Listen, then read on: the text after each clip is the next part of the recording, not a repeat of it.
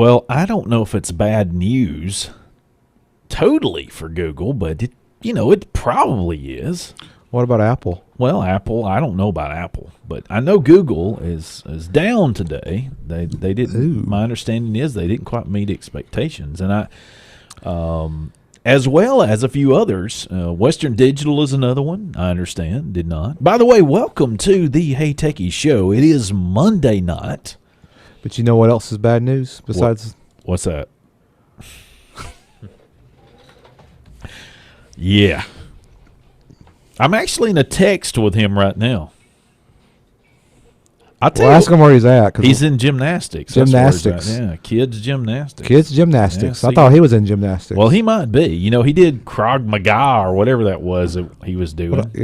So that yeah. time, So I called it something else, like Krav Magma. Krav Magma. Do something like Krav Maga, whatever that was. He did. Yeah. We hope you all are doing well.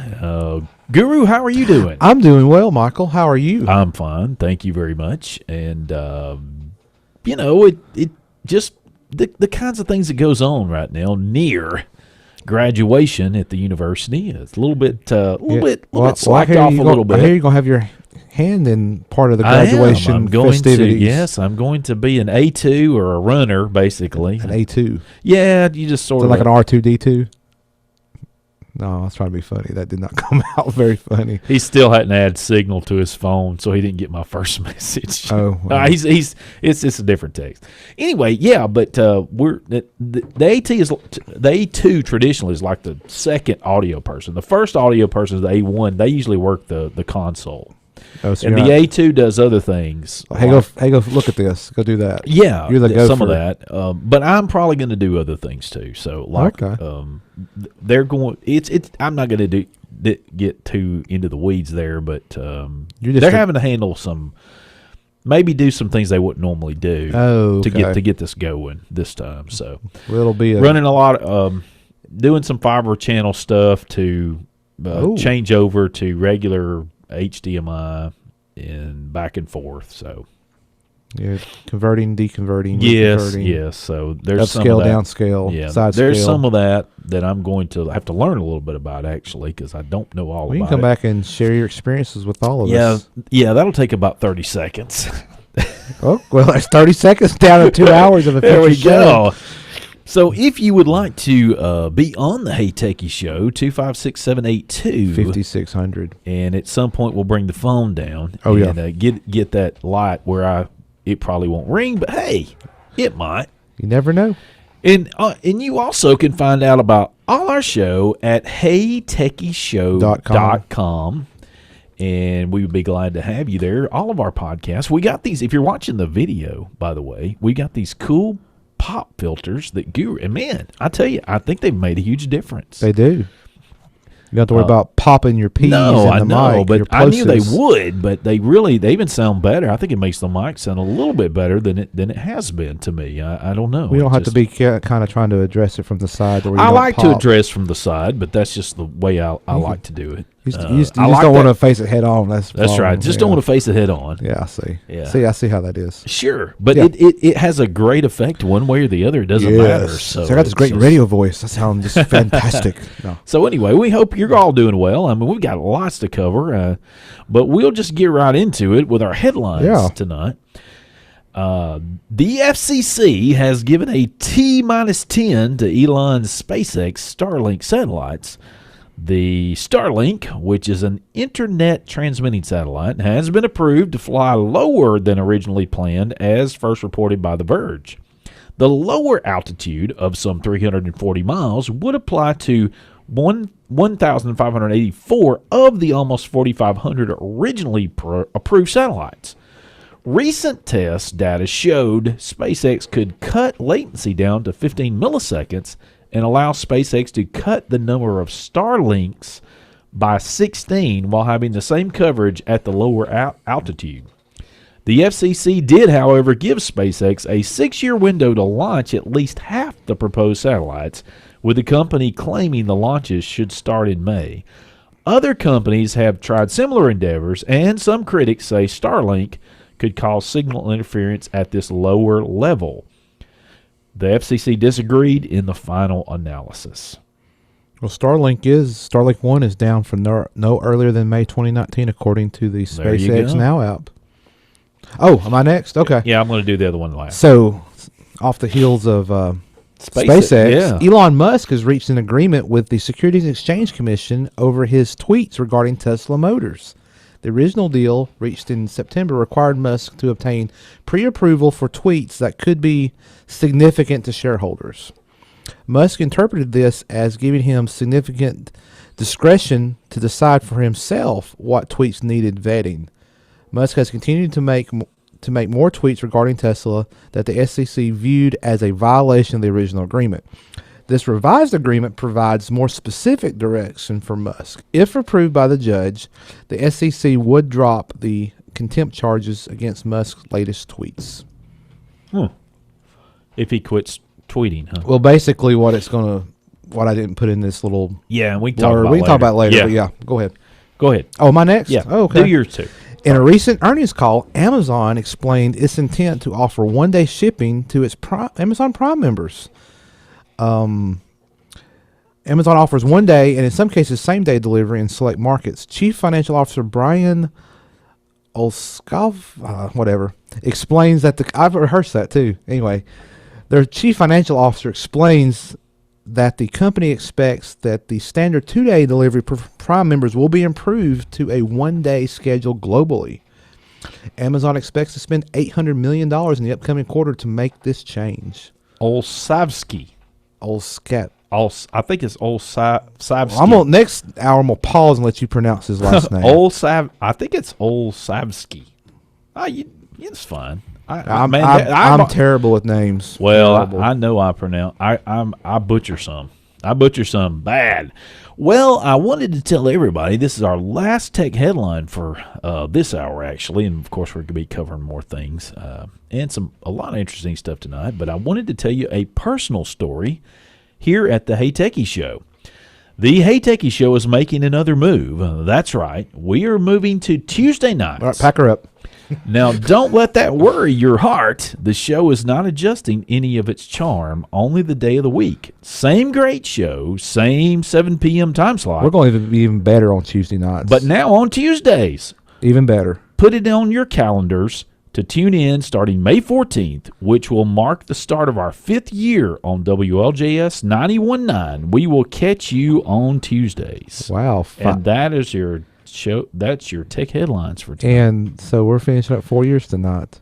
Yeah, pretty much. Wow. Well, it would be technically May 7th next week. Would Yeah. be the first. Yeah, that's true. Wow. Yeah. That's hard to believe. Yeah, 2015 to 2019. Goodness gracious. So when we hope the plan is on May 14th we will be switched to the new evenings. So, and we're hoping. We'll see. We're hoping Bruce will be able to be back, but I just don't know yet. So that's the hope. I think it's going to work out. So Yeah, it'll always work out. Either way, we miss you, Bruce. either way, the Guru and Michael will be here, Lord willing. So Yes, on good the Lord, 14th. good Lord willing. That's correct. On the 14th. So anyway. Well, when we come back, we'll move on and open up our headlines and some other topics. Lots of topics tonight to sort of look at. And the Hey Techie Show will be right back. A little unwell there. Oh, yeah. Matchbox 20. That's right. Hope all of you are well and not unwell tonight. I know the Guru is well. Yep, doing well. So far, so good. Yeah. Okay. I was mentioning earlier a couple of headlines we had. This from ABC News. Google stock drops amid slowing ad revenue growth. Ooh. And apparently they're saying Alphabet shares dropped more than 7% in after-hours trading. Is that today? It is today. Let's see here. Da-da-da. But still, $1,296 a share. Yeah. After hours trading, it's up, according to what I'm looking at okay. here. Well, this was No. I think at close, at close of business, like close of market, it was up $18 a share, or up 1.47. Now after hours trading, it's down $95. Okay, so 7%. So that's it. Yeah, sorry. Oh, you're good. But still, $1,200 a share. What a bargain. Buy it up. Well, for some, I suppose it would be. Don't sell. Yeah. It says here, Google reported $5.4 billion in other revenue, which includes cloud, hardware, and Play Store purchases. Let's see. Reported a first quarter profit of $8.3 billion. That was down 6% from $8.9 billion in the year earlier. Does it say what the expectations were? Analyst expectations. See, that's usually what happens. Know. I know. I don't see that. I'm just. Yeah, I know that's what they usually come up short of expectations, and that's what happens. Unless it was just like really bad. This just looks like it's talking about slowing ad revenue growth. That doesn't really say here. I don't see where it shows. This article from I don't know the. Oh, yes, it is. Yes, it. I'm sorry, Guru. Actually, first quarter profit amounted to 11.9 per share, well above Wall Street's estimate of $10.6. That's what I'm seeing too. So actually, they were above, but apparently if you break it down in their individual markets, yes, their revenue of market stream was down in advertising.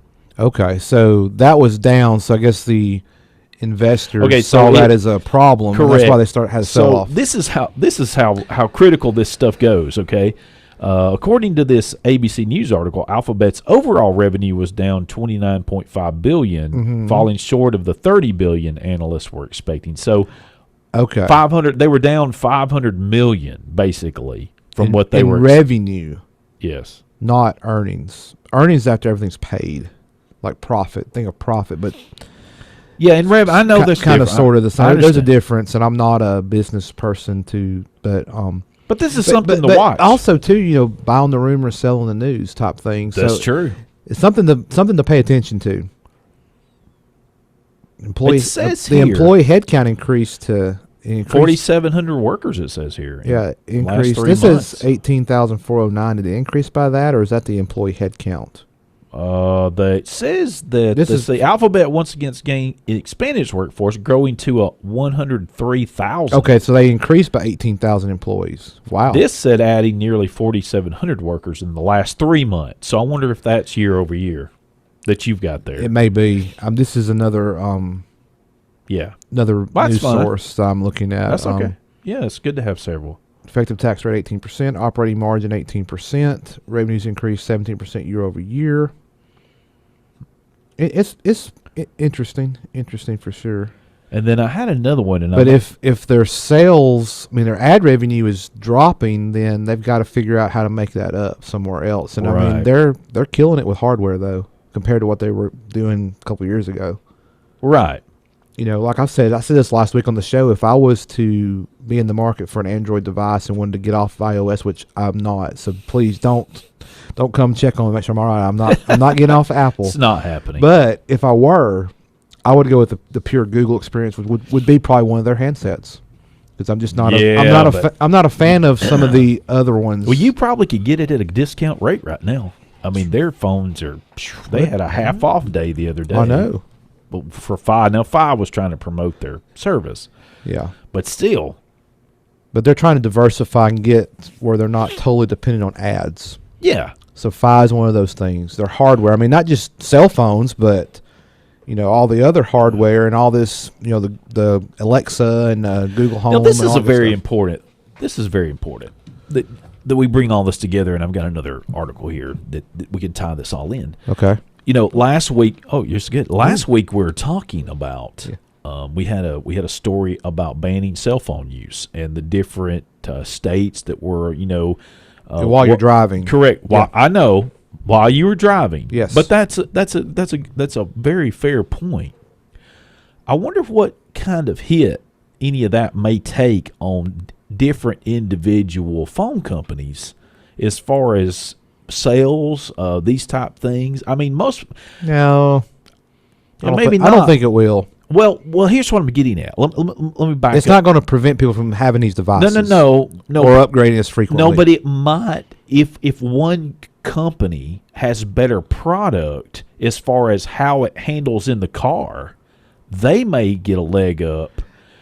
Well, They may be able to promote and say ours does this, all these different great. Well, I think the key here is for vehicles to support Apple CarPlay and Android Auto, which basically right integrate your device into the car, into the head unit of the vehicle. Correct. Which I've got an article about that here in a little bit too. Yeah, we're going to cover. Yeah. Tie all this in. That's what we do. I know. We try to tie all this in there. And so one of those. You think we're like professional journalists or something? Well, we're not. But anyway, but we just have fun. If you're joining us, we just try to have fun, and would love to have you as a part of the conversation too. Absolutely. Arizona gets a cell phone driving ban.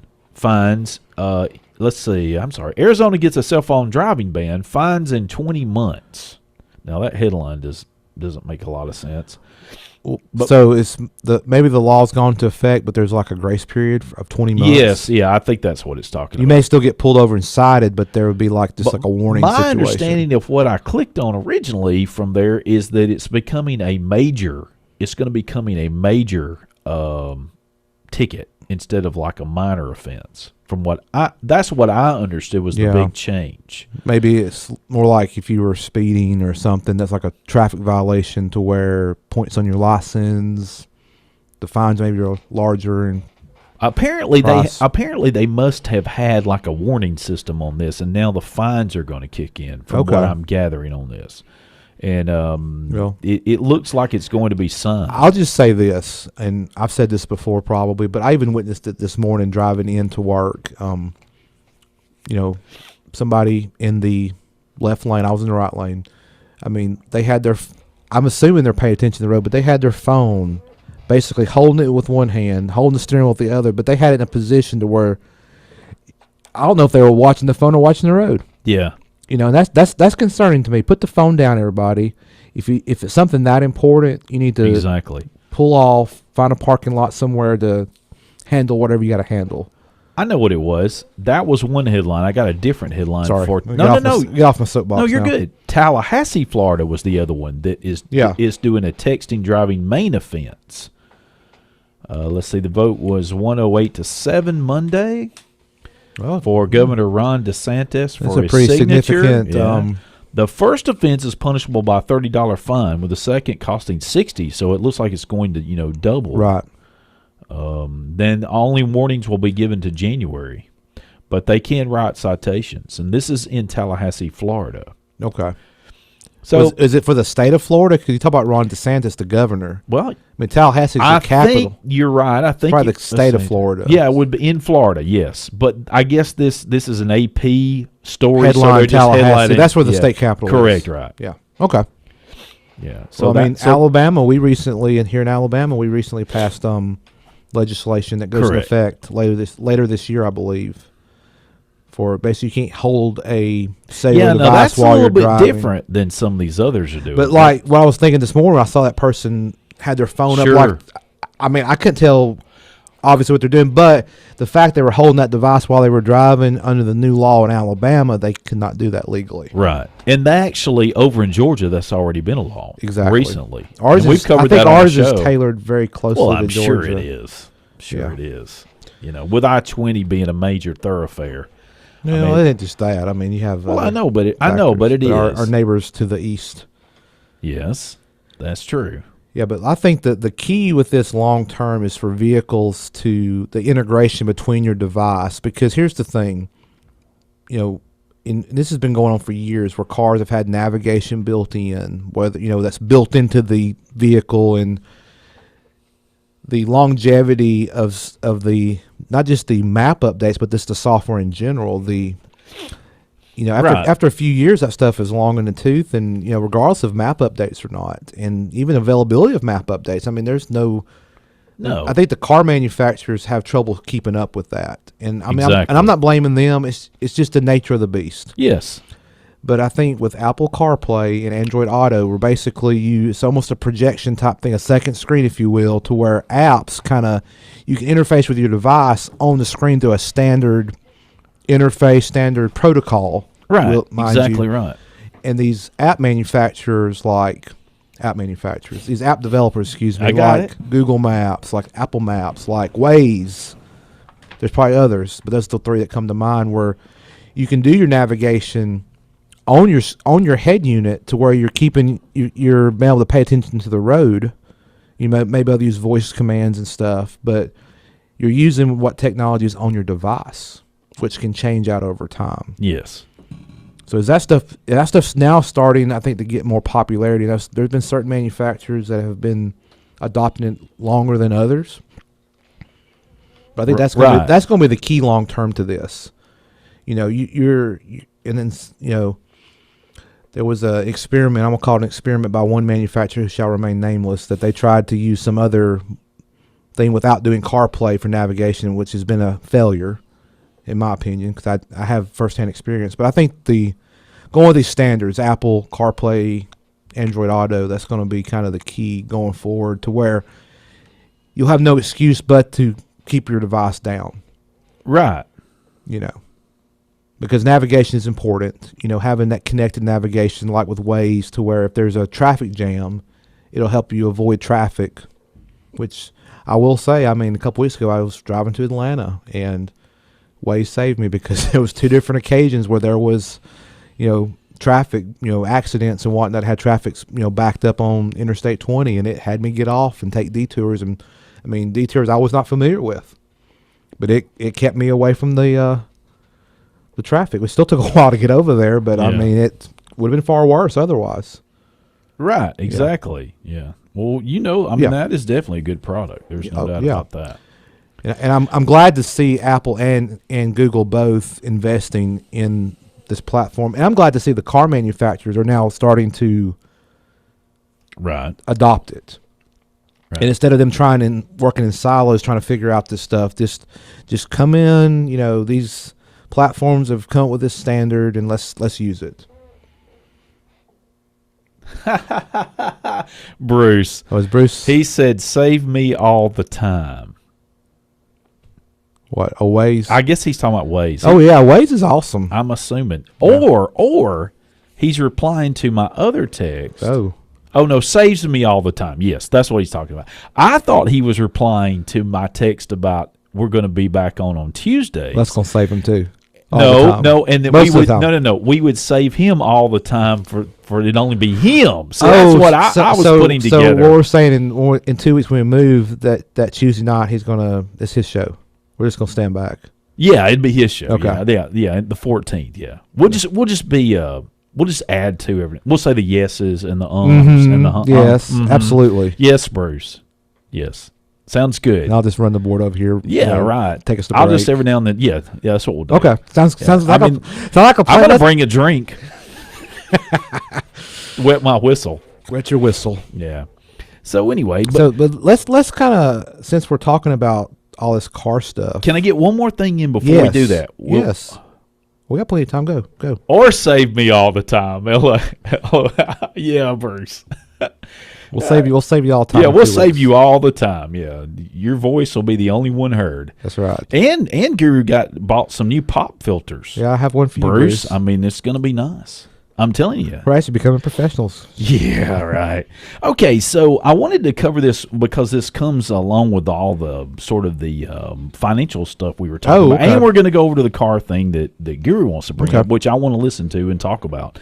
Headline from, let's see, this is 9 to 5 Max. Sprint and T-Mobile, and this just hit like 5 minutes ago before the show, extend deadline to complete merger as approval concerns loom. By the way. Oh, okay. It says the two carriers announced today that they have extended the deadline for their deals until July 29th.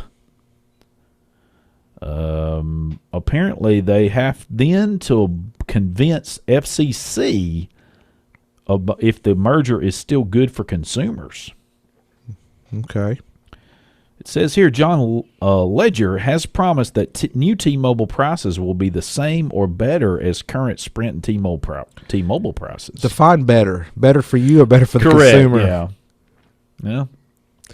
That is true. I mean, I may be overthinking that, but Somebody's better off. Well, yeah. It says the Wall Street Journal last. Let's see. This is the Wall Street Journal last 11 comments. Officials are skeptical of the arguments presented by T-Mobile and Sprint. And then Ledger, however, called the report simply untrue.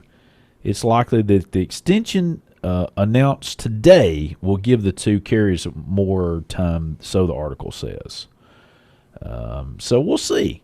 But I wanted to tie that into our phone news. Yeah, and absolutely. We'll see. And I had, that had gotten off my radar. I knew that was supposed to be happening. We talked about it on the show months and months ago. Yeah, but I had not heard any more about it. So, well, it could still fall through. Perhaps. Apparently. So anyway, but Guru, so has got an article. I was talking about the expanding availability in newer cars to have CarPlay, Android Auto. Sure. That and the like, and you can buy a lot of aftermarket head units that support this as well.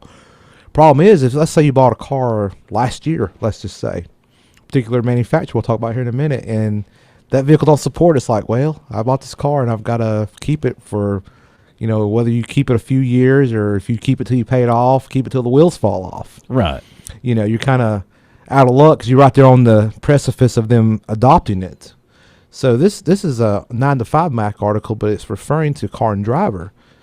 So what's going on here with Toyota is they're going to be offering owners of the 2018 Camry sedan and the 2018 Sienna minivan the option of having CarPlay added to their vehicles. Okay. Nice. At this point, that's the only two vehicles that they'll be retrofitting this support. It'll also support Amazon Alexa with this update. Yes. Yeah, I know that's everybody's waiting on that. Oh, yeah. But the car maker says this will bring the technology to, quote, some of its most popular vehicles already on the road, end quote. And there's a lot of the 2018 Camrys on the road. Amazon Alexa, drive my car to Walmart. Yeah, sure. May work in a Tesla, maybe, one day. But the quote here from Car and Driver says, Toyota says it will be notifying Camry and Sienna owners and encourage them to contact their dealer about the retrofit. The installation will be done at dealerships. We reached out to Toyota to ask if the retrofit cost anything, and a spokesperson for the brand said there may be a small service charge and that dealers will be able to provide more information. Toyota doesn't say how long it will actually take to complete the installation. Okay. And Toyota is one of those that's been later to this game, as this is referring to the CarPlay game. And it's saying that they announced last year the feature would come to 3 of its 2019 cars. And this is not the first automaker that's done a retrofit. Mazda announced last year that it would expand CarPlay support to cars from 2014 onward. Wow. And it charged a $199 upgrade cost for the process. So if you're driving a 2018 Camry or 2018 Sienna, I would contact your local Toyota dealer. Yeah, and get that done. Yeah, and get that scheduled. I think that's coming from what I read. This it's not mentioned in this article, but I read it in another source. Like within a week or so, it'll be available at dealers. So the dealers probably have information, so you could probably go ahead and schedule an appointment, I would believe. Right. Or if not today, very soon. So schedule it today. And Call right now. And here's the thing: if you're an iPhone owner and you're not sure about this and you own this vehicle, go ahead and get it. Right. Even if it's a minimal fee, you could probably try to negotiate that down to where you won't have to pay it. I have a feeling you probably could, especially if you took it to the dealer which you purchased the car. Plus, when SpaceX get these low orbit internet satellites going, you never know. You could just have satellite everywhere. I mean, you could have it just, in the deadest spot you could find. And I've driven vehicles that have CarPlay support, and let me tell you, it's nice. Yeah, I'll bet. It's very nice. Yeah, well, it'd have to be. It kind of makes me want to take my vehicle I have now and just put an aftermarket head unit just to get CarPlay. Okay, yeah. I'm not ready to pull the trigger on that yet. What kind of? I haven't looked at that. What kind of prices are we talking? I don't know. I haven't even priced head units, like aftermarket head units. For Apple CarPlay. I haven't by chance, but yeah, okay. Well, anyway, but I think this is a step in the right direction. I applaud Toyota for being able to offer this, and there's a lot of. it's not like they can just like roll out a software update to any vehicle. I mean, the vehicle's got to be able, the hardware's got to be able to support it, right. And it would have to be tested a while to make oh yeah, sure. they're not gonna. I would hope they wouldn't roll this stuff Right, out right. not tested, because if your entertainment center, your radio in your car, fails to work, that's going to be a problem. It's a big deal, especially when it's fairly new vehicle. Sure. Yeah. Well, when the Hey Techie show rolls back around after this nice little patron break. Patron announcement. Sure. Time. Patron announcement time, whatever you want to call it. We will carry on with the Hey Techie show. Be right back. That's the motto of the Hey Techie show. Yeah, that's right. Go big or go home. Go big or go home. Yeah. So, speaking of the Talladega Speedway, there was a race this past weekend. Yes, there was. And Chase Elliott won. Okay. Yeah, the Bill Elliott son. Oh, I don't follow it. So Well, you'll I have to- understand. But, I know my brother-in-law said something about the race Sunday afternoon. I was like, Chase I Elliott? was outside doing yard work. Yeah, out there in Chase the Elliott race. won a race. Well, good for him. I guess I think Is that one of his first wins? No, it's not his first win, but I think it's his first win at Talladega. That's a big deal. Oh, yeah, it is. It definitely is. And it ended on a white flag caution. And what that means is once the white flag drops, the next flag is it. So the white flag Is the last lap. Okay. When you start the start-finish line on the last lap of the start-finish line crossing, that's white flag. So if there's a caution, the next flag is over. They changed that rule back to the next flag is over no matter what. so if a caution happens during that last lap, Yes, that's whoever's leading. Race that's is it. over. That's correct. And that's what happened. So there's no more overtime. I know there was a time where they had like There is green, white checker. There is overtime up to that white flag. Oh, so when the white flag is out, that's it. Correct. This is the last lap. Period. Yes. Last lap period. Once Okay. that white flag flies, the next flag is the checker. So if it's a yellow, it's checker. If it's green, it's checker. Okay. Yeah. Or if it's red, it's checker. It doesn't matter, but it's checker. So like if the whole field Yes, stopped, they'd be like, well, that's it. Yeah, So, that's it. If I ran out of gas, that'd be it. They'd have to go back to the lap. like Ricky Bobby. Yeah, Ricky Bobby. Yeah, that's right. So anyway, but that happened. Well, Congratulations. so if they all like got in a wreck like on Talladega Nights, could they run to the finish line? That's what happened in Talladega Nights. Sure, yeah, sure. I'm sure they could. They probably could push the car there. I guess they could. I don't know. Yeah. I do not follow NASCAR, unfortunately. Well, I'll be honest with you. I have followed it less than this year than ever before. Oh, yes. uh-oh. And it's not a knock on NASCAR. only this 24 is so hours in a tough day. for me. 24 hours no, in a it's day. really tough for me in a way. Uh-oh. I probably don't follow it as much anymore because generally of just the drivers. And it's not offense to the drivers. It's a part of getting older. You just remember things differently. And those drivers that I enjoyed and grew up with, and it's the same thing with other sports. Tennis. I liked following tennis when other players were there, and they're not there anymore. So it's just a tougher watch for me.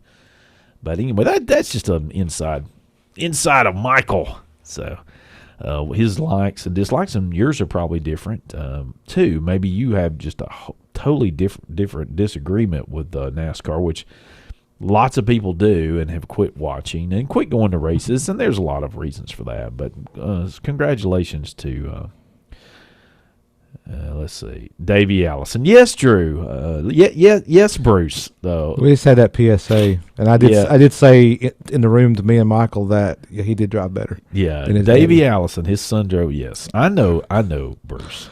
Yeah, Thank you. Bruce is our only listener tonight. Thank No, God. thanks Thank for God he's listening. Thanks for listening, Bruce. We have a listener tonight. Yeah, that's awesome. So anyway, a little more sort of financials here in the tech sector. Okay, sure. Just add this to the list, the hopper. Spotify, and we talked about them off and on the Hey Techie Show, has now a headline from 9 to 5 Mac, now has 100 million paid subscribers. Now, they claim in this article that that's double the last Apple Music reported number. It says here that monthly active users grew 26% year over year to 2.17 million slightly lower than the midpoint of our 215 to 220 million guidance range. Let's see. Premium subscribers grew to 100 million. So the monthly active users grew to 217 million, but the premium subscribers grew to a total of 100 million, which apparently is 32% year over year. Now, the thing about this is that Apple and Spotify are still on this argument that they keep going back and forth. And Apple is certainly taking the position that Spotify wants to act like a free app and produce like a free app but not be a free app. I mean, I think they're talking about the subscription-based model where you have this premium, but I'm guessing that Apple's problem is that they want a piece of the pie like they want everything else. Yes. And Spotify does not want them to have a piece of their pie. So, you know, but it's just like the Netflix app. Yes, and I've got a story. You have to have a Netflix account, and to have a Netflix account over long term, I mean, the first month's like free. At least it used to be. You're having to pay for that subscription through Netflix. So what's the difference?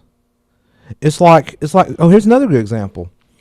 Amazon Prime Video. Uh-huh. There's an app for iOS. There's probably one for Android too. Yeah, but I don't think you subscribe under it, do you? No, but you have to have a subscription. You have to be a Prime member in order to use it.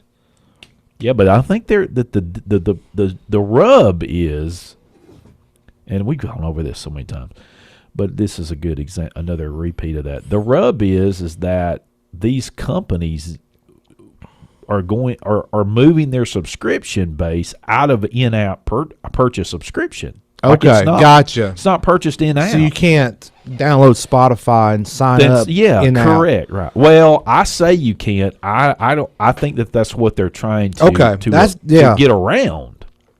You have to go to Spotify directly to do all that. From my understanding, that's what you would have to do. And that's what now to get around the in-app subscription. And that's probably the case with Netflix and Amazon Prime and whatever. I don't know if you've noticed on your Netflix, and ESPN does this. The ESPN apps, you go and register your app through a website on ESPN for, say, your Apple TV or this. So you don't. You get like a code. Yeah, you don't subscribe. Oh, so you it says enter this code. You go here, right, and then you sign up through there. So, for instance, let's take I've done that with. With the smart TV with the Prime. Yes, it was the same way. Yeah. So, for instance, the ESPN app, and they've changed it some, by the way, but you would go to ESPN/ whatever. Activate. Activate. I think it actually is. And you would put in the code that it gives you off the app for my remembrance, or say the Apple TV, and then you would put in your credentials for your provider. Say whoever, if you have Dish Network or DirecTV or whatever your code is, your credentials that allow it, and then that would approve your app to watch online. It is ESPN.com/activate. There we enter go. The code display on your TV screen. See, I was right. So I can't believe I was right. Shocking. 1, 2, 3, 4, 5. Correct. Yeah, that's not the code on your invalid. TV. Yeah, 6. Let's put a 6. Speaking of that, so anyway, but that's a little bit how that. But Spotify, and sort of wanted to just bring that headline in because it is interesting. We've been talking on the show over the years about subscription models. And I think the in-app purchases is 30% as well as what Apple and takes. Then somehow it reduces down over time. I'm thinking that it goes like to 15% or something. I read an article a while back. I was about to try to find that. Something like that we've talked about before. It may be. There's some kind of model where I think it reduces down to a different percentage, if I'm not mistaken, for recurring. Yeah, that's still a hit though. I mean, even if it's 10%, totally agree. I mean, that's 1/10 of what your revenue you're bringing in for these subscriptions, and that's a big deal. These subscriptions is being competitive because there's always somebody else vying for that money. Right, as we've talked about on the show before. I can't find it offhand now. According to this article, they are attributing some of the new accounts to promotions. Okay. Like one promotion, it says here, they extended our partnership with Google by expanding our Google Home Mini promotion. Let's see. Additionally, we expanded our partnership with Hulu during first quarter by offering their limited commercial plan to our standard $9.99 subscription at no additional charge.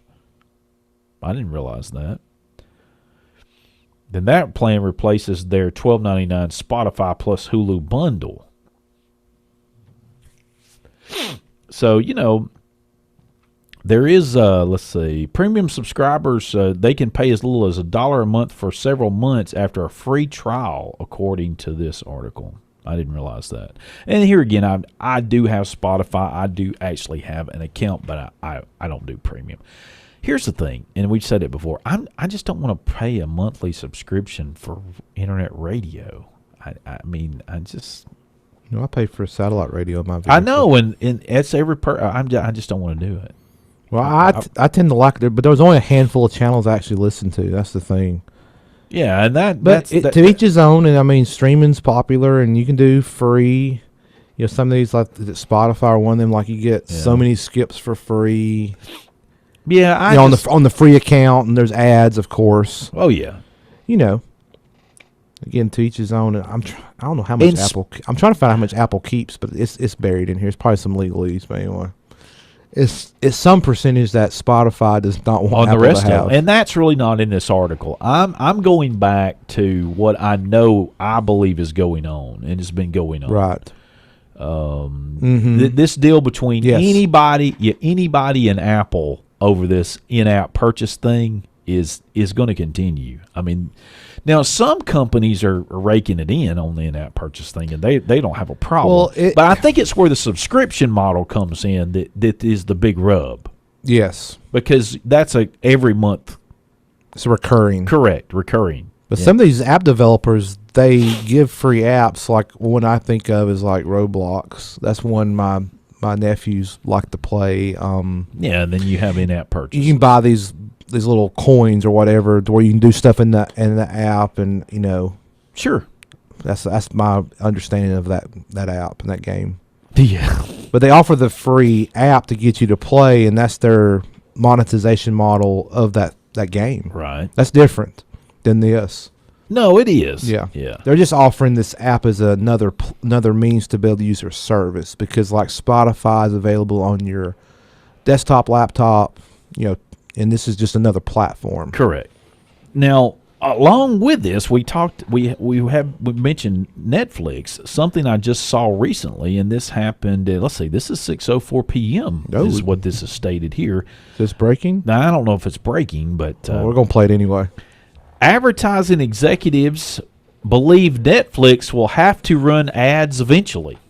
That's the headline. Really? That's what it says here from BGR. Think about that for a minute. So you're paying a subscription to Netflix, but you don't have ads.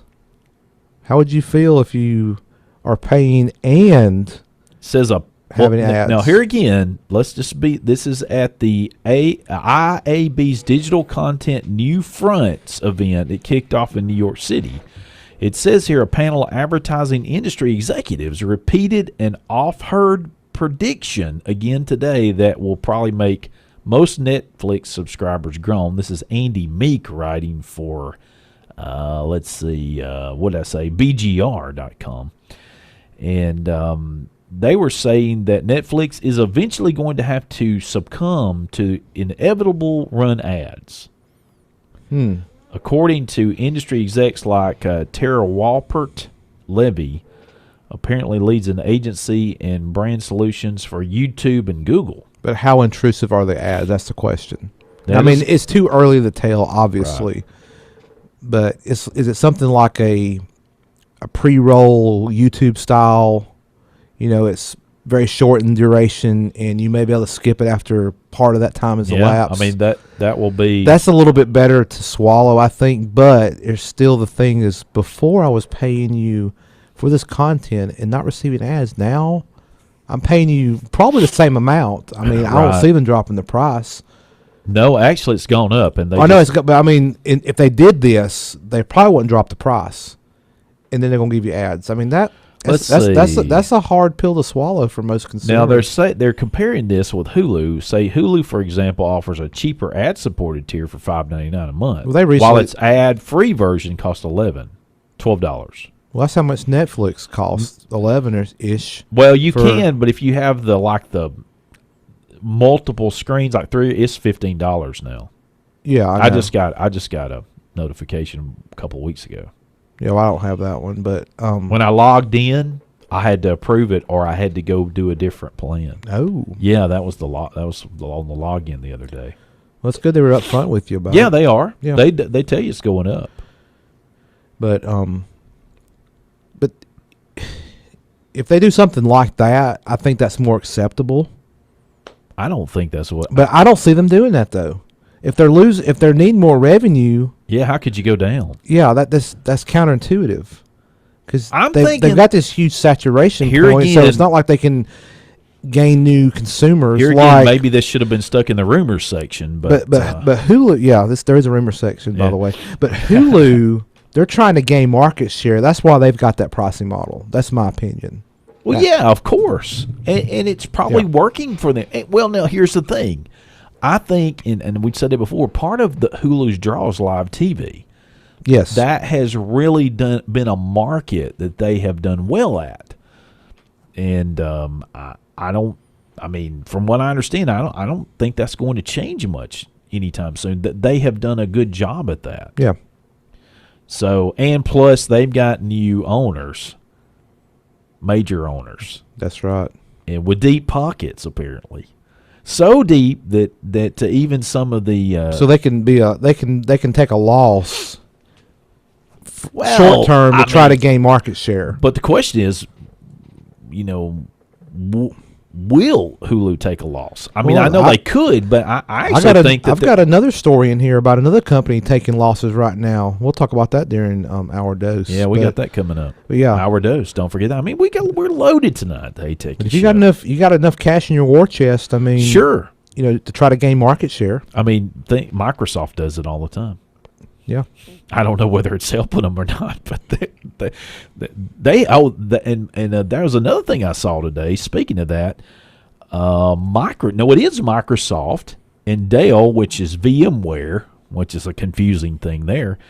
They have come to an agreement between them and their Azure platform to offer VMware solutions on the Azure platform. Oh. I'm telling that's big news. They've been going at it for like the last 3 or 4 years, actually. Oh, well, probably the last 2.5 years. So if you want to do VMware in the cloud, it'll be on Azure. Correct. Okay. Which will be a huge advantage for Microsoft. I mean, you're talking lots of people, tons of companies. You talk about the enterprise customer, absolutely. Yes, it will be a huge and cross-platform. So that means you could do them all across their platforms. And AWS is not going to get that business. No. Not saying it's going to be the end of AWS, by no stretch. But it would. They would have loved to have had that business. Oh, sure, and it's going to be huge boom for Azure. So certainly look at that. Yeah, that's a pretty big deal. Yeah, I saw that a blip on my phone today. Blip. Just a blip. Yeah. Blip. So anyway, well, look, we have our dose coming up next right at you. And if you don't know much about the show, you can go check it out at HeyTechieShow.com. The Guru and I will return after this fine break from NPR. Welcome into our dose of the Hey Techie Show, and hope you are doing well tonight. If you would like to be on the Hey Techie Show, that phone number would be 256-782-5600, and we will try to get you in. So we were last talking a lot about Netflix and Hulu and all of that, and we have had some other news come in that Guru had found. Yeah. But before we get to all of that and continue with the show, we have a few tech headlines of the evening. The FCC has given a T-10 9 8 to Elon Musk's SpaceX Starlink satellites. The Starlink, which is an internet transmitting satellite, has been approved to fly lower than originally planned, as first reported by The Verge. The lower altitude of some 340 miles would apply to 1,584 of the almost 4,500 originally approved satellites. Recent test data showed SpaceX could cut latency down to 15 milliseconds and allow SpaceX to cut the number of Starlinks by 16 while having the same coverage at the lower altitude. The FCC did, however, give SpaceX a 6-year window to launch at least half of the proposed satellites, with the company claiming the launches start in May. Other companies have tried similar endeavors, and some critics say Starlink could cause signal interference at lower levels. This lower level, the FCC disagreed in final analysis. All right. Also, in Elon Musk news, he has reached an agreement with the Securities and Exchange Commission over his tweets regarding Tesla Motors. The original deal was reached in September, and it required Musk to obtain pre-approval for tweets that could be significant to shareholders or for shareholders. Musk interpreted this as giving him significant discretion to decide for himself what tweets needed vetting. And Musk, in his usual self, he continued to make tweets regarding Tesla Motors, and the SEC viewed some of these tweets as a violation of this original agreement. Well, this new revised agreement provides more specific direction for Elon Musk, and if approved by the judge, the SEC would drop the contempt charges against Musk's latest tweets. Oh, Elon Musk, he likes to tweet, just like somebody else we know. Sure. That's very, very well known. That's in Washington, D.C. at 1600 Pennsylvania Avenue. Sure. Anyway, moving on to the next headline here. In a recent earnings call, Amazon explained its intent to offer one-day shipping to its Amazon Prime members. Amazon's already offering one-day and in some cases same-day delivery in select markets on select products. But Chief Financial Officer Brian... Oh, sorry, Guru. I told you. Chief Financial Officer Brian Olsavsky. Oh, thank you. Explains that the company expects that the standard 2-day delivery for Prime members will be improved to a 1-day schedule globally. Wow. Amazon expects to spend $800 million in the upcoming quarter to make this change. That's just hard to believe. Well, we could talk about that. We didn't really talk about any of our headlines last hour. Really. We kind of delved right into the earnings stuff with Alphabet and others. Now, listen up, fans. The Hey Techie Show is making another move. That's right. Say it ain't so. We are moving to Tuesday nights. Now, don't let that worry your heart any. The show is not adjusting any of its charm. Only the day of the week. Same great tech show, same 7 p.m. time slot, but now on Tuesdays. So we're going to be even better on Tuesday. That's right. Put it in your calendars to tune in starting May 14th, which will mark the start of our 5th year on WLJS 91.9. And we will catch you on Tuesdays. That's right. And as a programming note, we will not be on the air next week. That is correct. Due to other conflicts. That is correct. But if you're a listener regularly, then you're going to be like, oh, I'm going to miss the guys on Monday night, soon to be Tuesday night. Just go to heytechieshow.com. We have the 4 years worth of episodes. That's right. Just go pick one at random and it'll be like, what were they talking about on this date in like 2017 or whatever? So probably some of the same things we might be still talking about. Probably. So yeah, go check them out. But different. The same but different. The same but different. That's right. So anyway. So let's talk about this. What should we talk about first? Talk about this Elon Musk stuff, like the tweets. We've talked about this. This all started with him making a tweet about taking Tesla private. That's what he was insinuating months ago, and that, of course, got the attention of the Securities and Exchange Commission because Tesla is a publicly traded company, right? So he has to be. There's all these regulations about what you can disclose and how you disclose it, and what you can say, what you can't say. Yeah, I mean, you have to go through proper procedures and channels, and what you can smoke and what you can't smoke. They don't say that, but anyway. So there was an agreement reached apparently back in September, to where and the quote here of what it said that original agreement required Musk to obtain pre-approval for tweets that, quote, contain or could contain, end quote, information that's material. And in layman terms, that basically means it's something significant to shareholders. Right. You know. And while the SEC expected Musk to begin regularly clearing tweets with his lawyers, Musk interpreted this language as giving him significant discretion, as I said earlier, to decide for himself. So he's kind of like, oh, okay, whatever, moving on. No, not that extreme. But anyway, but back in February, he tweeted this, that Tesla, quote, will make around $500K in 2019. Hours later, he followed up with a clarifying tweet stating that he, quote, meant to say annualized production rate at the end of 2019 and probably around $500K. Yeah. Musk didn't get this tweet cleared by the Tesla's lawyers, and the SEC viewed this as a violation of the agreement and asked the Judge Nathan to hold Musk in contempt. But the judge early this month ordered the parties to go back into the negotiating table, and that's where we're at today with this revision of the September settlement that's a lot more specific.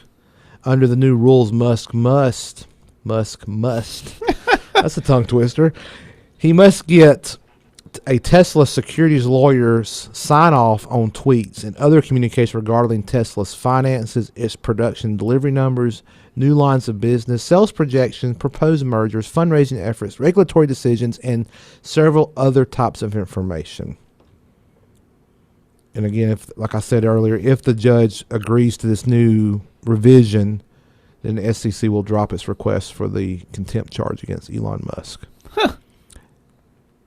Right. I mean, yes, But again, the question is, will Musk be more cooperative? I sure hope so. Because he's not doing himself any favors. You have to be very careful when you're dealing with when you're at the helm of a publicly traded company. I'm trying to figure this out. If this is it Elon Musk? Is that his Twitter account at Elon Musk? I think so. Let's see. That's what it looks like.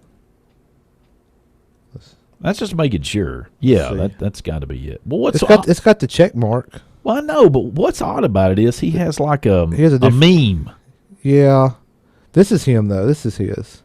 He's got like an anime character as his picture. That's what it looks like to me. Well, that's what it is at the moment. I know you can change that, but I was just curious, Anyway, but yeah, that's the whole thing about Elon Musk and his tweeting, his tweet battle, as Ars Technica has referred to it as. Yeah, he's definitely tweeting. I mean, that's what I wanted to go down through and just sort of look at some of his recent over the last 6 hours. Yeah, but here's he likes to tweet. That's for sure. Just gotta get stuff vetted, because you don't want to. You start saying stuff, we're going to produce this many vehicles. It's like, that could be, so somebody's investing in Tesla. That could be, oh, that's great. Let me go buy some more. Or, oh my gosh, and that's not good. When a lot of your equity is coming in from these people that are purchasing, a share of ownership in the company. I see a lot of retweets. I'm looking for things that he's just done himself. He needs to launch those SpaceX rockets so he can tweet about that for a while. He does do that some. Yeah, well, that's been a couple weeks since they've launched one. I think. I was looking at it earlier. We're talking about. You don't know the exact date? Can't believe it. Shocker, right? April 11th. It's been a few weeks. Yeah, that's when they launched Falcon Heavy. Yeah, Arabsat 6A. We covered that on the show.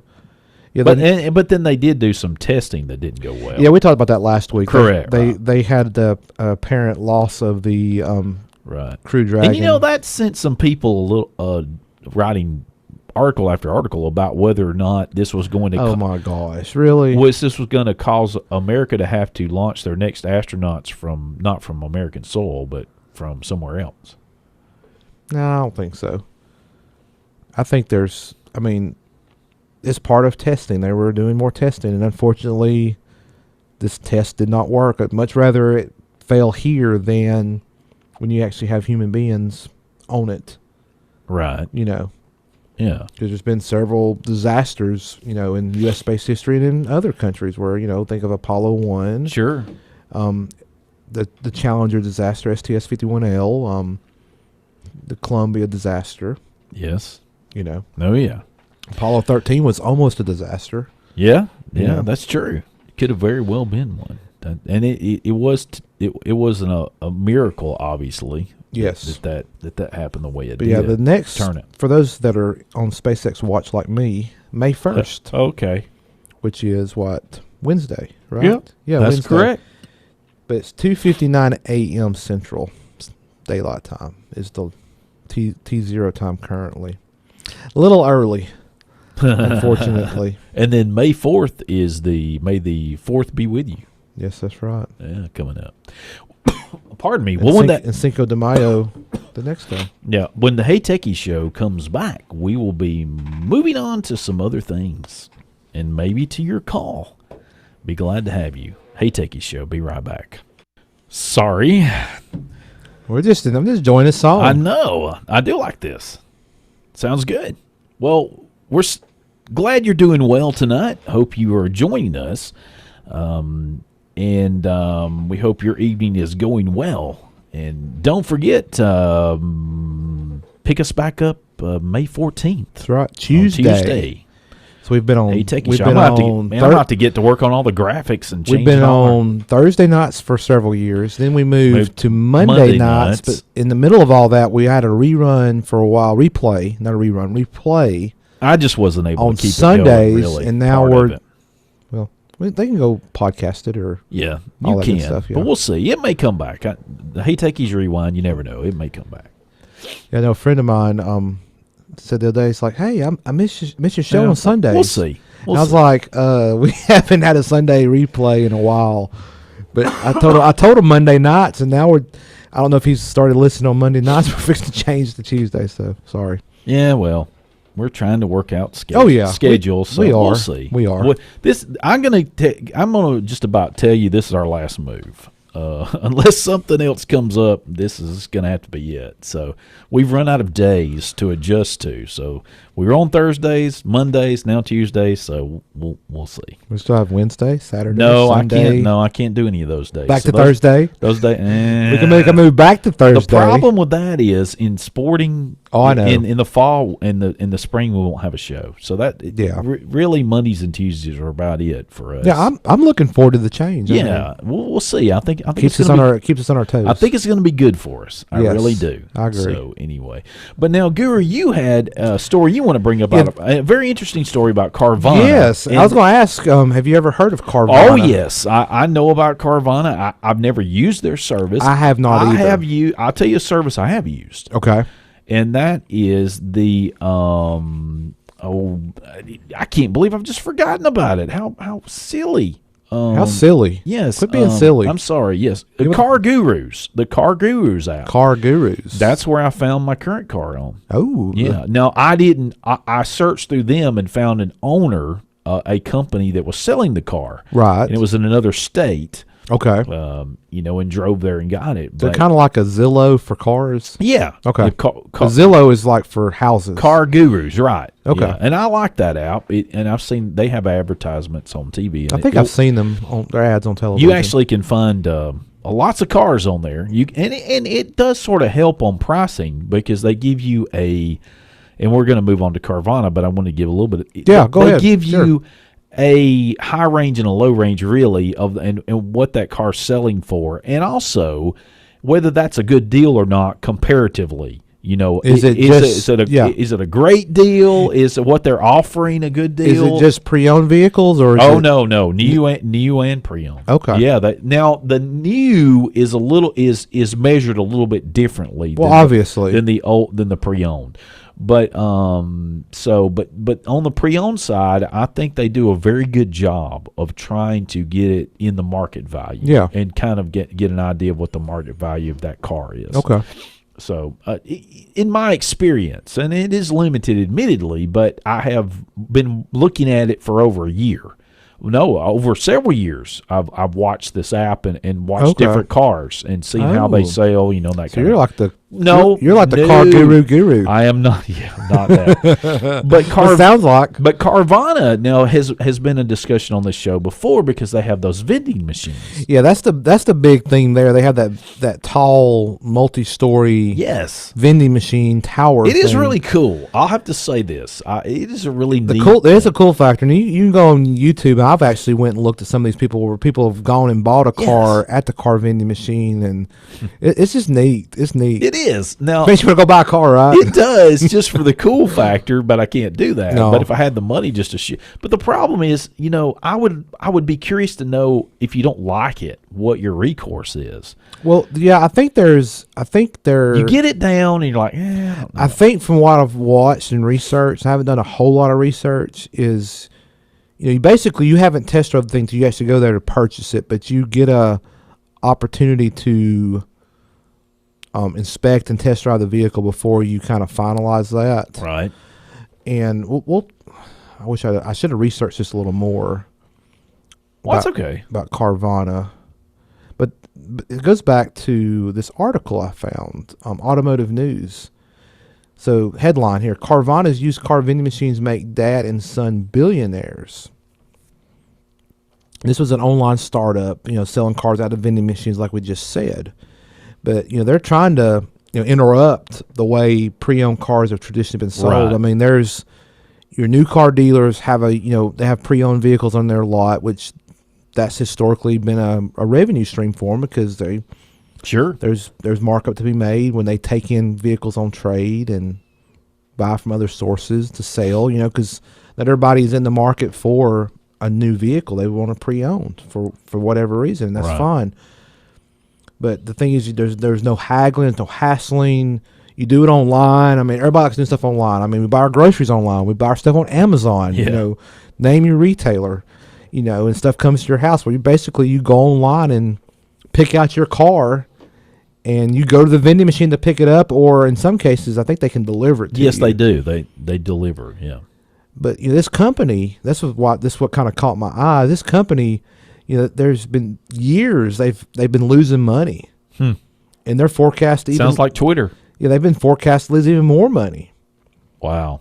But here's the thing, though. Despite these losses, I mean, there's the market values keeps on going up. The price per share is going up.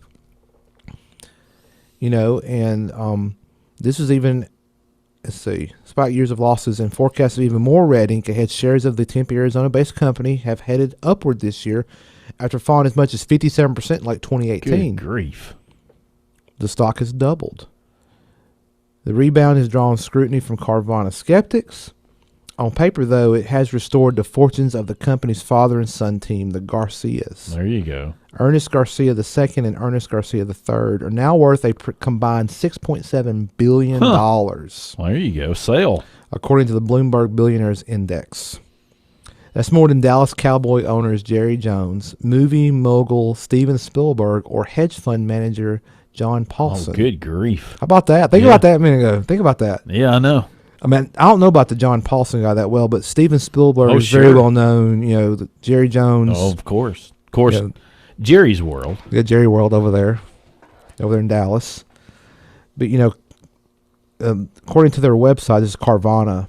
Carvana lets customers choose from more than 15,000 cars and you complete the purchases in as little as 10 minutes. Buyers have the option of picking up the car at more than a dozen vending machines located around the country. Yeah, I mean that would be neat to go see one.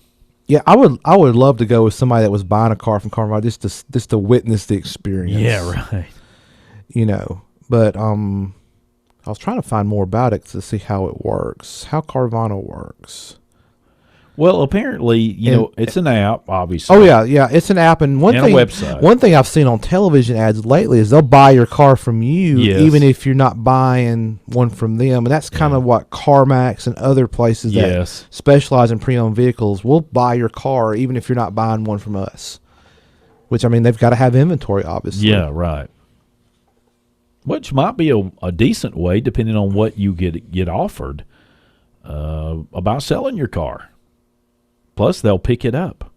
Yeah, they'll pick it up for you. But basically, you can finance it through Carvana, which most of these places now, I mean, even car dealers, that's a big revenue stream now, is the finance and the partnerships they've made, whether it's through a financial institution or their own branded lending, Sure. insert name of dealer, of manufacturer here, financing company. Right. So that's interesting, yeah. But this is interesting. So the pickup experience, the vending machines are in Atlanta, Nashville, Charlotte, Houston, Austin, San Antonio, Frisco, Raleigh, Jacksonville, not Alabama, that'd be Florida, Tampa, Birmingham.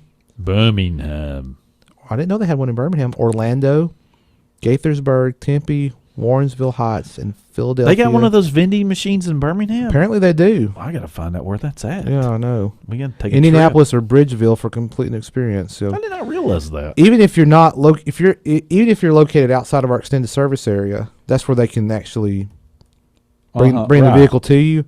You can still buy a car from Carvana and pick it up at one of our vending machines. Book a one-way flight to one of our vending machines, and Carvana will subsidize $200 of your airfare. Wow. Carvana will also arrange white glove transportation to the vending machine you choose, where you take possession of your car and drive it home. Isn't that interesting? Yeah, and here's the thing. Oh, yes, on Richard Arrington Boulevard. Okay, that's downtown.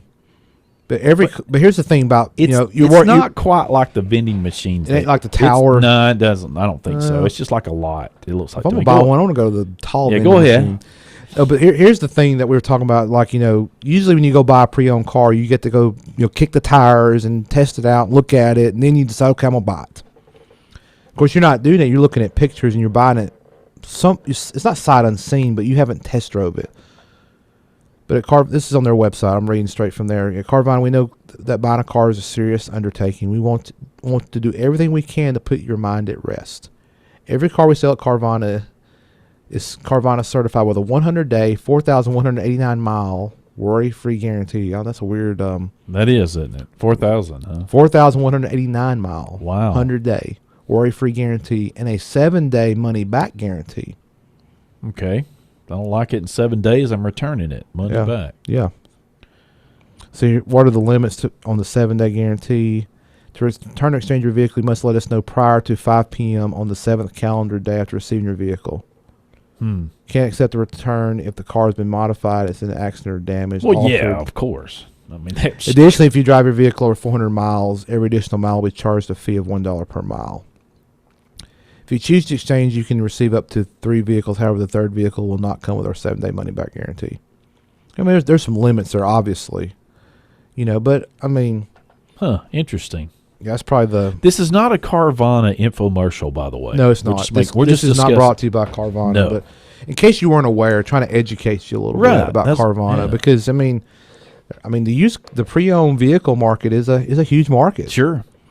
And this is somebody they're trying to make a name for themselves. Yeah, and they are making a name for themselves, but what's interesting is they're still losing money. Yeah. But they've got some money to invest, obviously, and they're trying to gain market shares, like we were talking about earlier with, the streaming services. Sure, correct. Right. Yeah, absolutely. Yeah. So I thought that was quite intriguing. Well, while Guru works on bringing up his rumor stack, I've got a little something here that we can bide some time with while he works on that. If you are... I'm ready. Okay. But you go ahead. No, while you're finishing that, if you are an Airbnb customer, by the way, apparently Marriott has taken notice. And they, according to this article from Mashable, they are bringing their own version of Airbnb called, I think, of home share rentals.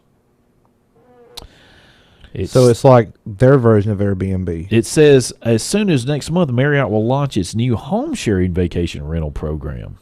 This was reported by the Wall Street Journal.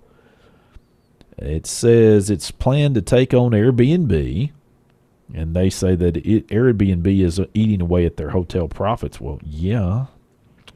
Yeah, every other hotel brand says Marriott is calling the new service Homes and Villas by Marriott International. Homes and Villas. Yeah. But as somebody pointed out, that's not as catchy as Airbnb.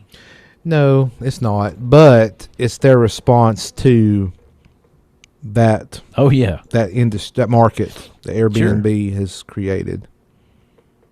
Airbnb. But I mean, you can't blame Marriott, and I mean, it's just like, for example, Uber and Lyft, the ride-sharing companies. You now see other companies that specialize in transportation have developed apps under their branding.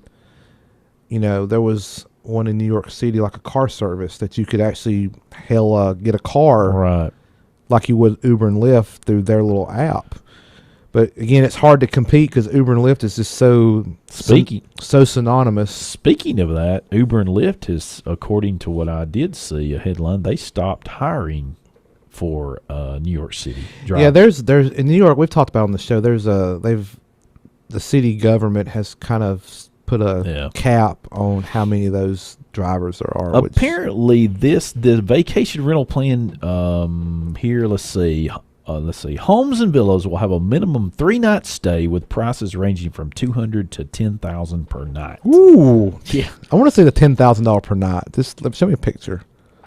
Oh, and here's the kicker, and really this is probably where Airbnb is probably going to have a little leg up here because of the way they're going to be able to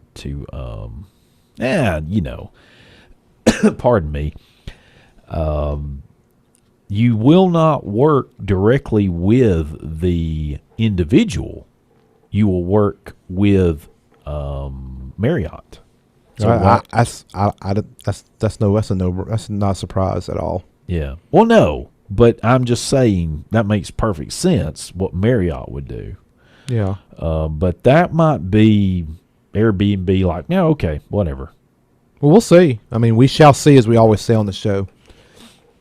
And rumors. All right. So the first one here is reports claim that AirPods 3 with noise canceling feature to launch later this year. Oh, okay. Digitime's reporting this morning. This was on April 24th. So this was just a couple days ago, last week, that Apple's set to launch the third generation AirPods with a noise canceling function by the end of the year. A claim at odds with rumors that Apple's AirPods 3 had been pushed back to 2020. So that's basically the gist of that. I mean, there's more in there, but anyway, so noise canceling AirPods. Noise canceling AirPods. You have to use. Now, how would that work? They're so little. Well, I mean, Bose has got noise canceling. I know. I still don't understand how it would work. I mean, I'm not saying it won't work. It's just amazing to me that would work. But leave it to Apple to figure it out. Well, it's like Bose. Yeah, you're right. But I've never really tried noise canceling earbuds before. I mean, I'm sitting here wearing a pair of noise canceling over ear. Yeah. And you have a little more control over the environment, so to speak, in terms of like your ears are completely isolated. But anyway, we shall see, as they say, as we say too. All right. So next one here, Amazon rumored to launch high-fidelity music streaming platform by the end of 2019. Amazon is reportedly readying a high-fidelity music streaming service that's set to launch by the end of the year, according to Music Business Worldwide. Amazon's in discussions with various large music rights holders regarding the upcoming launch of the new streaming platform, which is likely to cost $15 per month. Probably the best-known hi-fi def music streaming service today is Tidal's Hi-Fi plan, which costs $19.99 per month. I'm not really into these high-end, high-fidelity streaming services. Oh, really? No? But Amazon is apparently trying to go after it. The rationale behind this is that hi-fi audio is the superior sound, well, duh, and it's still limited to 44.1 kilohertz 16-bit resolution, whereas MQA audio is the highest possible resolution, typically 96 hertz 24-bit. I think for most people with headsets, they don't care. I'm sorry. Unless you're a true audiophile. Yeah, I mean, audiophiles can just put themselves in a padded room. And look, I respect them. I totally understand it, but you might as well just put you somewhere in a padded room and shout and throw yourself against the wall because people don't. The general audience doesn't care. Right. They just don't. I mean, I understand we used to sit around and have big speakers in the living rooms and listen your home to music theater and listen to music. A whole album, it just doesn't exist. It's like these monitors in this studio Yeah. that when we're on break, we have the mics turned Right. off. We can. I mean, there's some nice speakers. I mean, they've been around, and people JBL, yeah. Yeah, and people used to put this stuff in their home. They had a not a home theater, but before that, their hi-fi system. Hi-fi system, yeah. Yeah, it was just audio. Yeah. The play. And there's some that still do that. Yes. But it's very limited. Yeah, but that's slowly shifting away. Anyway, but it is what it is. So Amazon, they've got the money. They're going to try it. Let's see what happens. Let's throw some money at it, see if it sticks. All right, lastly here, before I get into this, we've always talked about every time Apple comes out with new hardware. Yeah, right. Whether it's a MacBook or an iPad or an iPhone, what is always the common theme every time they do a new iteration of hardware?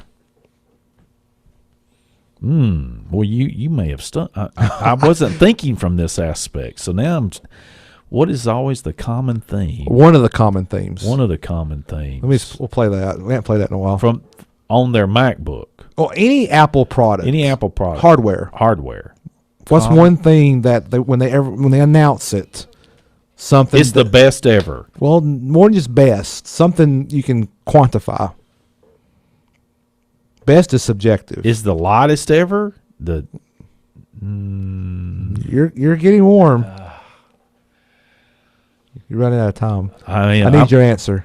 I'm going to have to skip They it. always say it's thinner. Oh, the thinnest ever. It's the thinnest iPhone yet, I was so or the close. thinnest MacBook yet. Yes, that's right. So here's this rumor: iPhone 11 and 11 Max expected to be slightly thicker and feature redesigned mute switch. It's the camera.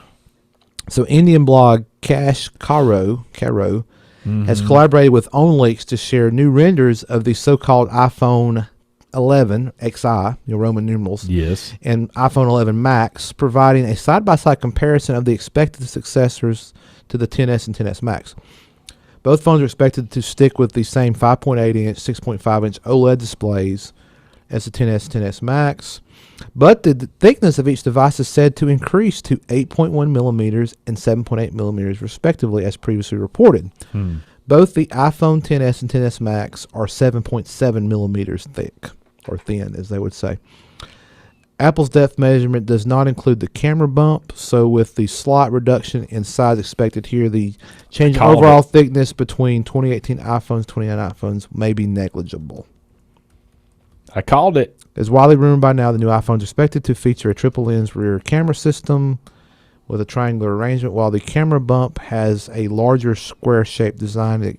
It appears to be less protruding, as the rear panel of each device is said to be formed out of a single piece of glass. A single piece of glass. So we won't have the thinnest iPhone yet, if this rumor does become true. The thinnest? Yeah, right. And again, at the end of this article, Apple should unveil its next generation iPhone lineup in September, as usual, alongside the Apple Watch Series 5 models and other announcements. While not shown here, a new iPhone XR is also widely expected with dual lens camera system, up from a single lens in the current model. Okay. Well, that may be a good thing if they can keep the pricing like it is for a XR, but you still have the dual lens camera where you can do true depth of field, the depth effect stuff, and right. Yeah. So but I want my home button back, Apple. Where's that? Good luck. I know. Yeah. It's just like them. It's like them fixing the keyboards on the MacBook Pros. You can forget that. Now, I could be totally off base on this, but I have two articles. Hey, you're totally off base. Yeah, I know. That's what Bruce would say. I have two articles here that kind of point me in a direction that I'm thinking here. Headline. This is from April 29th. Apple engineering leader handling 5G effort leaves company. So left Apple. Yes. Oh, it's not Ruben Caballero. He is a hardware engineering executive at Apple. He worked with suppliers on modems hardware and recently left the company, according to some reports. Now, they're saying that his departure comes after Apple settled its lawsuit with Qualcomm. which is interesting, regarding their 5G chips. They say that Caballero joined Apple back in 2005. Now, so what's interesting about this is, to me, this headline dovetails with another one. Apple poached Intel's lead 5G engineer in February to expand its smartphone modem team. So another gentleman, Umashanka Thagariajan from Intel, they got him in February. So they get him in February, and he's from Intel, which he worked on the project of engineering for 5G. Now they just lost one from the 5G that basically was they were Qualcomm. Okay, after settling his lawsuit after Qualcomm. All right. So now, interesting to me, because the theory has been that Apple may one day roll their own modem chips. Yeah, that's been rumored. And this leads me to believe that this is more possible than we think. Yeah, they've had some antenna gate and all these other things over the years. Well, not just that. I'm thinking with the stuff with Qualcomm and correct. I think there was some news last week. I don't know if we covered it on the show, but I saw it where they were kind of diversifying in terms of the modem suppliers to not be totally. Well, Intel is totally dependent on one supplier. Intel claims they're getting out. I think it was Motorola and Qualcomm. Was that article? Probably. I'm thinking Qualcomm was one of them. See, Intel last week announced they were leaving the 5G smartphone modem business. Completely leaving it. Bye. Yeah. So this makes me interested. And apparently I'd read here that at one time Apple was looking to possibly buy that from them. Okay. But that didn't work out. Well, that's unfortunate for Apple. Well, it would not surprise me in the least to see Apple do this. Yeah, it wouldn't either. It would not. But it's interesting. Just like I think one day they'll quit using Intel chips in their iMac, MacBook. I think that's possible. Yeah. It's not near term, but they'll do that right at the time when they roll out their Apple car. Oh, you think that's it? I have no idea. We may be waiting a while then. Yeah, I don't know. Well, when the Hey Techie show returns, we'll have our last segment of the evening. This night has flown by. That's right, and we've had a great time already. So we hope you're joining us. Hey Techie show. Be right back. Welcome out. Welcome back into the Welcome out. Yeah. Welcome back into the last segment of the Hey Techie show. This is episode 167. Getting close to wrapping up 4 years. Yes. On the air. That's true. Thanks for putting up with us for That's 4 right. years. Thanks for putting up with us for 4 years. Yeah. God, time's flying by. I know. So anyway, I had a little something that I wanted to get in last week. It's not tech per se, but did you know that Viva Las Vegas, they say is the fastest growing. Let's see. Here's the fastest growing cities in each state, and Viva Las Vegas is among them. And this list is, so I'm just going to run through, and I'm not going to cover a lot. Daphne Fairhope in Foley, Alabama, fastest growing. Down in Baldwin County. Anchorage, Alaska. Okay. As Guru takes a drink. Yes. Phoenix Mesa, Scottsdale in Arizona. Fayetteville, Springdale, Rogers in Arkansas. That's near where Walmart is headquartered. Yeah. Northwest Arkansas. Stockton, Lodi in California. Okay. Greeley in Colorado. Not having any bridge. Are you going to go through the whole No, list? I'm just going over a few of them. The Villas, by the way, that's the retirement folks in Florida. That's Del Boca Vista. Yeah. And Gainesville in Georgia. Okay. Yeah, let's see. Where's some more notables here? In Gainesville, that's where, I don't know. It's near the line over there, isn't it?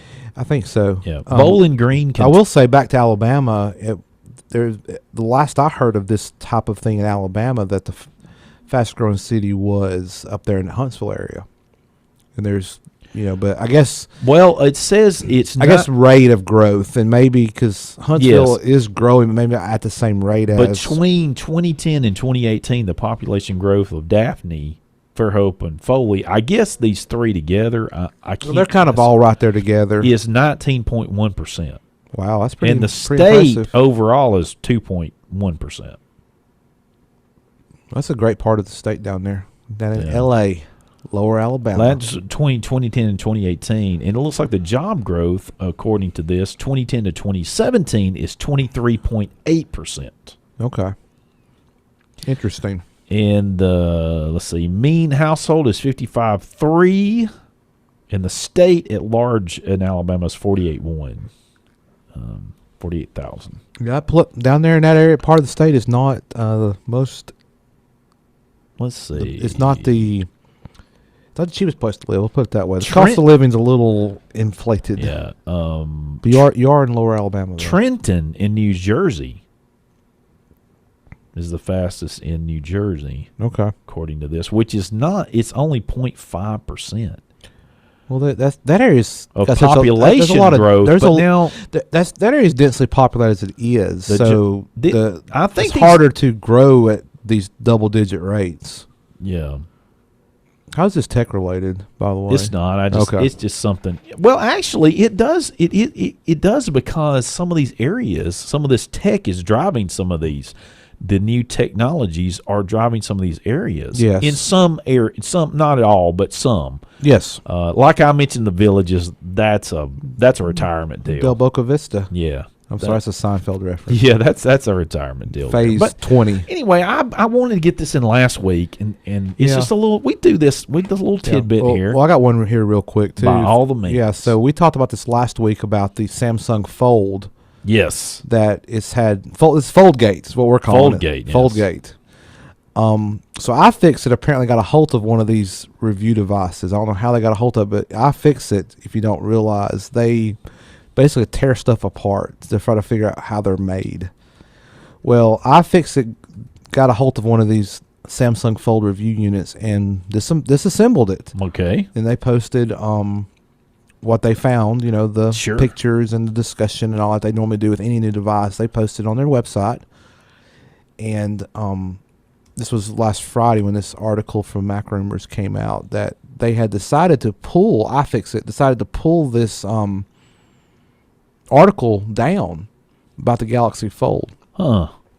Decision is said to have been made after Samsung indirectly requested its removal from the website, which they published a teardown on Wednesday of last week. iFixit provided the following statement on its blog, quote, We were provided our Galaxy Fold unit by a trusted partner. Samsung has requested through that partner that iFixit remove its teardown. We are under no obligation to remove our analysis, legal or otherwise, but out of respect for the partner, whom we consider an ally in making devices more repairable, we are choosing to withdraw our stores until we can purchase a Galaxy Fold at retail. Huh. End quote. Oh, no, this is interesting to me. So basically, they didn't actually get this from No. from Samsung. They got it from another partner. Well, that make Yeah, and usually I would think their probably normal mode of operation is to get it from the company. like when they get released to consumers, they go buy one and then they right. they yeah. do their teardown. Right. Yeah. But in case you're curious of what was in that article, the Internet Archive, the Internet Wayback Machine, Sure. did cache it. So we've got a link to that as well. So we'll put both in the show notes. So you can kind of go through. I haven't really looked at it in detail, but they kind of go through how they disassembled it and the tools they used and, that type of stuff. So Right. anyway, so there you go. I thought I'd mention that since it's kind of a follow-up to something we discussed last week. Yeah. Here's another one real quick. Windows 10 update. The May 2019 update. Blocked for anyone using USB I saw that. or SD storage. Yeah. While it's not officially out yet, the Windows 10 May 2019 update is available to Windows Insiders on the Release Preview distribution channel and also MSDN subscribers. So people like our friend Andrew is probably on the bleeding edge insider. I know some other people that have it They too. can get it right now. But anyone who wants to get a head start on the next major iteration of Windows 10 can do so right now unless they have USB storage connected to their PC. There's an issue that's frankly remarkable. This is what I'm reading from Ars Technica. Microsoft is blocking the update from anyone using USB or SD storage. So basically, if you have a USB hard disk or a thumb drive or an SD card and an SD card reader, the update will not install. Perhaps more strangely, this is only the case if you're currently running version 1803 or 1809. Upgrading from 1709 or 1703 means everything is apparently fine. So it's something, that particular upgrade path. Right. Reason for blocking update is that it appears to be prone to shuffling the drive letters assigned to USB and SD storage devices. In other words, while your USB device may show up as D now, it could end up getting renamed to E after upgrading in 1903. Fortunately, there's a straightforward workaround. Unplug the drives and remove the memory card. That's what and installation will proceed normally. Then you can plug it back in after it's finished. Just unplug it and plug it back in. Yeah, I mean, if you're that chomping at the bit to get the latest 1903 version, right? The May 2019 Windows update. Well, so this unplug it and replug it. I've got a little thing that I need to tell. I am working by all means. I'm working on trying to perform the majority of my job duties. Using Linux. Yes. Say it ain't so. Yeah, I am. I'm working on it. You know, when I have time. So what distro are you going on? I actually have Linux Mint, and it's one of my favorite ones. Mint. 19, the latest version. 19. The cinnamon version. Cinnamon. Yeah, that's correct. It's Linux Mint, but it's cinnamon. Well, it's desktop. It's a different desktop launcher and everything. It's just a little bit different. Okay. And in my goings, you've lost about half our audience by saying that. I know. In my goings and comings of looking into this, I ran across another OS called Feren, F-E-R-E-N, Feren OS. So it's another Linux distro? Yes, but this thing is really cool. All right. Because it has themes built into it. And you can make that thing look like XP. It's amazing. Microsoft's going to sue them eventually. It's so good, Guru. I'll put the link in the show. I want you to show me tomorrow. You'll have to see the videos. It's amazing. So you don't have it installed? No, I don't have it installed. Okay. Put the link in the show notes. But I will do that. And also, along with that, it's got things like I said Windows 3.1. It actually I'm not kidding. That's worth installing on a VM just to see what it was. Yes. Wow. And Mac OS. It has several Mac OS I figured versions. they had that. Yes. Yeah. Windows 7, Windows 10, XP, Vista. What about Windows 8.1? What about like Windows 2000? Yeah, they have that too. What about Windows NT 3.5? Now, I don't know about that. That's like it's like 3.1. Yeah, right. It was actually pretty neat. How about Windows 1.0? Yeah, right. Feren OS. Feren. So the link will be in the show notes. Yeah. And if you don't want to dare to install it, just watch the video. Sure. Well, you can do a live CD. You know. Oh, good. Yeah. But now some of the themes weren't working as well in that. I think you have to install it to really get the full effect. But yeah. We'll go get you on what they call that thing, VirtualBox. Yeah, that's true. You could do that. Well, the Hey Techies show has come to the end of the evening. Oh. And we hope you will have a fabulous week. And we will see you in 2 weeks on Tuesday night, May the 14th. Hey Techies show.